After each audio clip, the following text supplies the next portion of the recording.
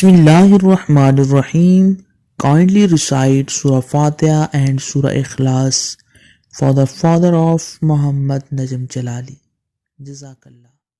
أعوذ بالله من الشيطان الرجيم بسم الله الرحمن الرحيم السلام عليكم ورحمة الله وبركاته. Today we are going to talk about a powerful wazifa about love.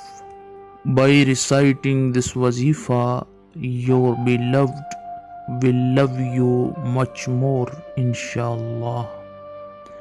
Before starting it, you have to recite the Durud Pak 3 times each before and after reciting wazifa. After that, recite 111 times Ya Wadudu, Ya Wadudu, Ya Wadudu, and below up the picture of the beloved.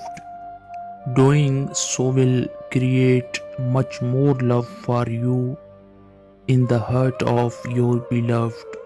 Inshallah, Allah give you success.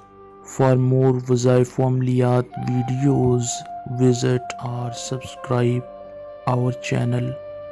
Assalamu alaikum wa rahmatullahi wa barakatuhu.